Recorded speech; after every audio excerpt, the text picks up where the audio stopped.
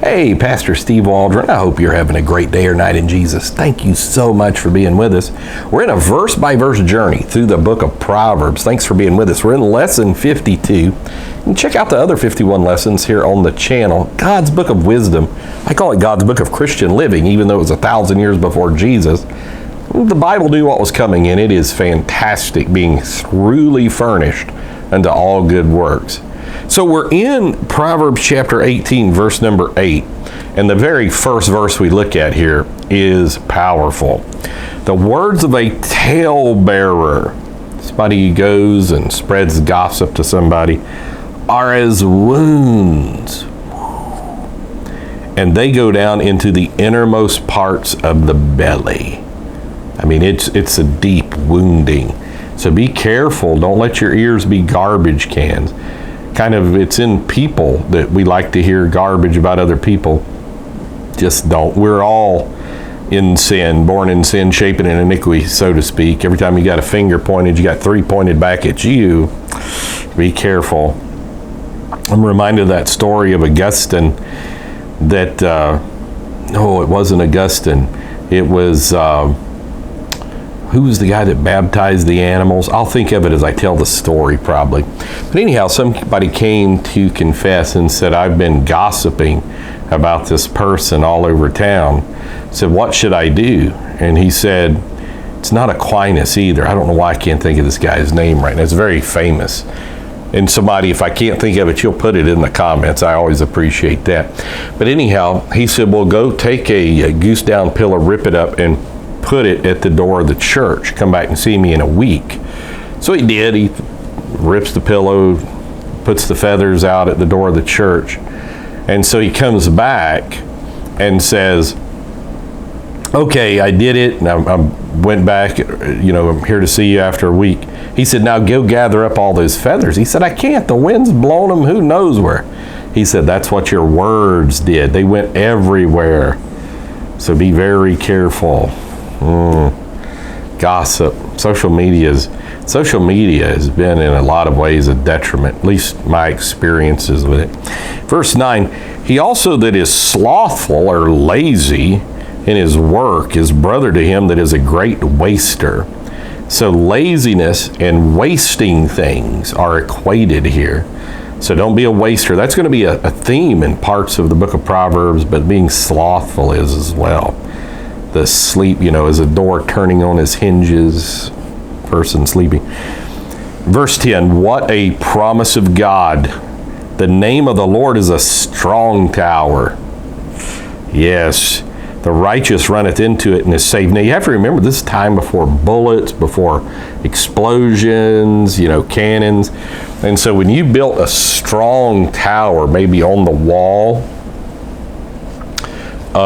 it was virtually impenetrable, and you could make the steps in certain ways. You may have seen them in old movies, medieval castles and stuff, people running up the steps, that it was extremely easy, defensible, arrows, swords, even putting oil or animal fats on the steps where they fall, and any number of things. So the name of the Lord is a strong tower. The righteous runneth into it and is safe.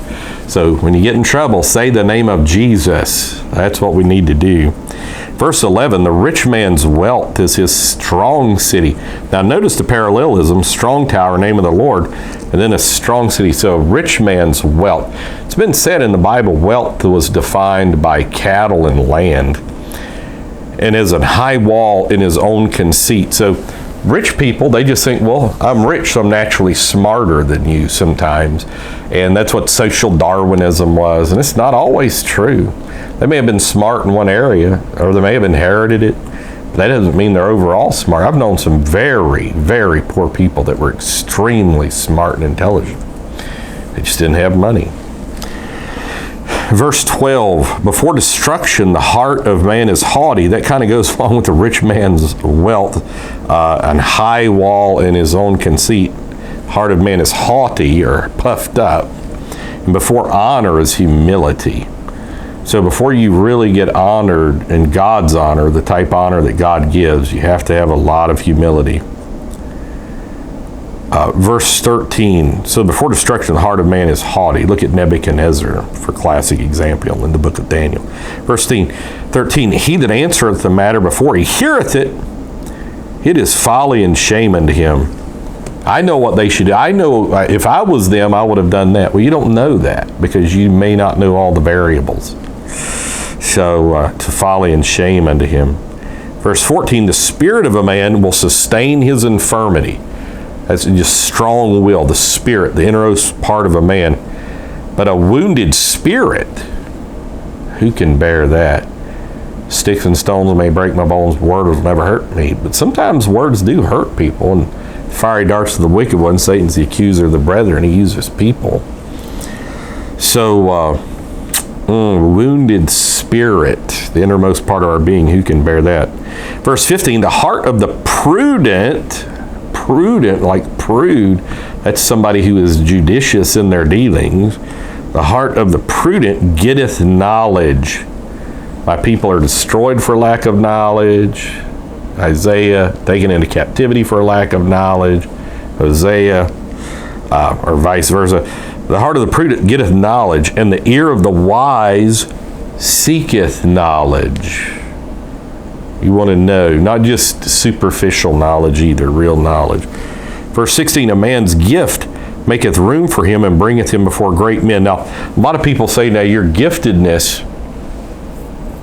like you'll get used in church, you'll get used in meetings. There may be a slight connotation of that, or could make a secondary application of that. The primary application of that, man's gift maketh room for him, it may mean like giving gifts to people, and then people will give you access. What do they call that in Washington, D.C.? There's a name for that. It's people who give money for access. Sometimes I've even heard they even write the bills and just say, if you'll support this bill we wrote, we'll give you a bunch of money, and if you don't, we'll give your opponent a bunch of money. Lobbyist, that's the name I'm hunting for. I still hadn't thought about the other guy. Oh, St. Francis of Assisi. St. Francis was the famous pillow. He also baptized animals, but the famous pillow illustration. St. Francis. It's very late. I'm very tired. All right. And bringeth him before great men. But it could be your giftedness, God's giftedness to you, on and so forth. Verse 17, he that is first in his own cause seemeth just. I mean, you think you're right, or you wouldn't be doing it. But his neighbor cometh and searcheth him. Is that really, your motives really true? Are you really right in what you're doing?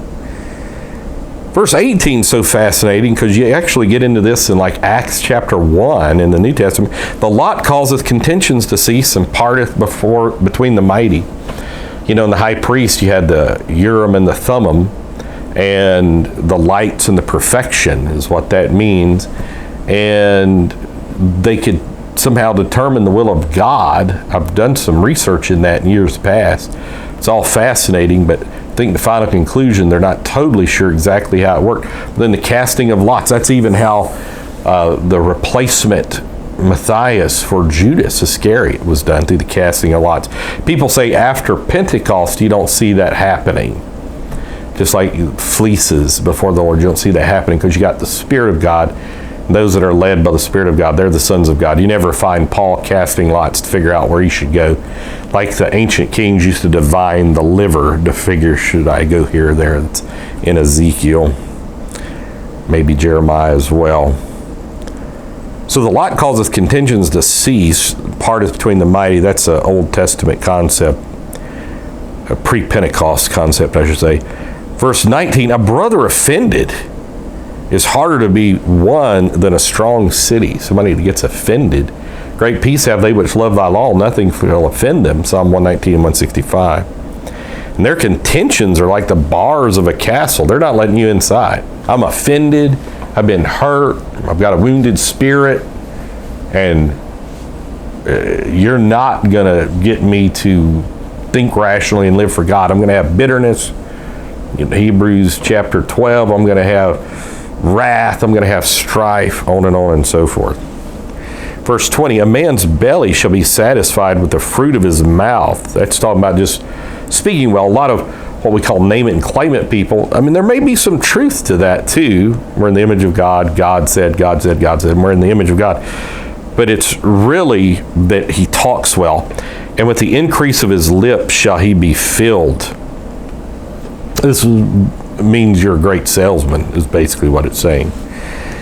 And verse 21 kind of goes further into that. But we're going to stop there because it's such a profound verse. So it's a great stopping point. Thanks for being with us. Do listen to our other Journey Through Proverbs. Share, put it on social media. And join us daily. We have all kinds of videos, teaching, preaching, and all kinds of subjects. Bible reviews, book recommendations. And help us out. Subscribe, put bell notification on. Thanks. God bless. Bye-bye.